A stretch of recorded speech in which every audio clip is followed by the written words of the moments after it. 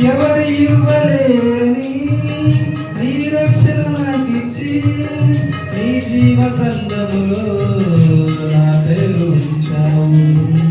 నీ అగ్ని నా చుట్టూ సరిహద్దు వేసి పరిశుద్ధ రక్తముతో నన్ను కప్పినావు.